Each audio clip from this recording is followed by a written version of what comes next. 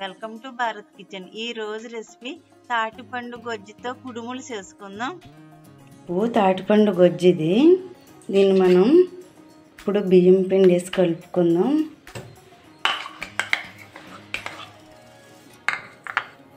గడ్డ కరిగిపోతుంది. ఇది స్టోర్ చేసిన తాటిపండు గొజ్జు. ఇందులో ఇప్పుడు బియ్యపు రవ్వ, ఇది మరి మురుంగా ఉండదు, ఒక మాదిరి రవ్వ, మెత్తని పిండి తీయక్కర్లేదు. ఇప్పుడు మనం ఇందులో వేసుకుందాం.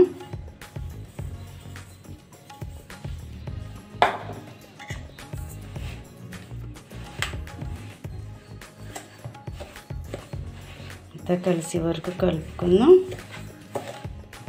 ఇంకా కొంచెం రవ్వ పోసుకుందాం. వాటర్ పోయకూడదు. ఆ గొజ్జుతోటే రవ్వ అంతా కలుపుకోవాలి. బియ్యం కడిగి ఆరబెట్టి మిక్సీ పట్టుకున్న రవ్వ. పెద్ద రవ్వ కంటే సన్న రవ్వ బాగుంటుంది. మెత్తని పిండి తీయనవసరం లేదు. ఒక 10 నిమిషాలు నానబెడదాం. మూత పెట్టుకుని 10 నిమిషాలు పక్కన పెట్టుకుందాం. ఇది నానింది, 10 నిమిషాలు అయ్యింది. స్టవ్ మీద పెట్టాను. స్టవ్ అంటించుకుందాం. స్టవ్ చిమ్ములో పెట్టుకుని కొంచెం వేడెక్కే వరకు మూత పెట్టుకుందాం. స్టవ్ చిమ్ములోనే ఉంచాలి, మాడిపోతుంది. మనం ఎసరేం పోసుకుంటలేదు కదా. తాటిపండు గొజ్జుతోటి రవ్వ మగ్గిపోవాలి మెత్తగా. కొబ్బరికూర వేసుకుందాం. కొబ్బరికూర ఇలా తురుముకోవాలి.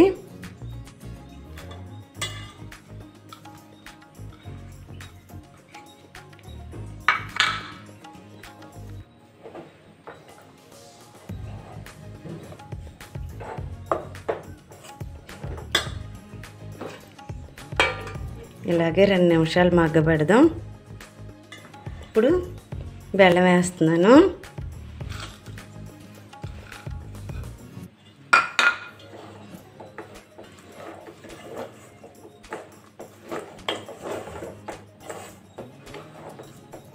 కదపటం వదిలేస్తే మాడిపోతుంది వెంటనే. అస్సలు గరిటె వదలకూడదు. వదలకుండా కదుపుకోవాలి. ఆపేసుకుందాం. బెల్లం కరిగిపోయింది. చిన్న పలుకులున్నా వేడి మీద కరిగిపోతుంది. దాకా కింద పెట్టేసుకుందాం. సరిపోయింది. దాకలో అదంతా బావిల్లో పెట్టేసాను. కొంచెం మాడింది. ఇప్పుడు మనం ఒక ప్లేట్కి ఆయిల్ రాసాను. చేతికి కొంచెం ఆయిల్ రాసుకొని కుడుములుగా చేసుకుందాం.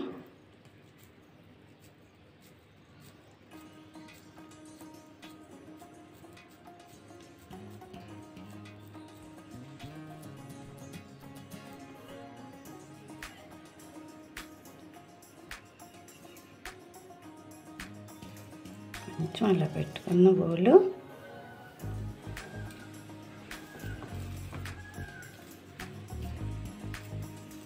అయిపోయినాయి. ఇప్పుడు ఆవిరి మీద పెట్టుకుందాం. కుక్కర్లో నీళ్లు పోసి స్టాండ్ పెట్టి ప్లేట్ పెట్టాను. ఈ ప్లేట్కి ఆయిల్ రాసాను. మనం ఒక్కొక్కటిగా పెట్టుకుందాం.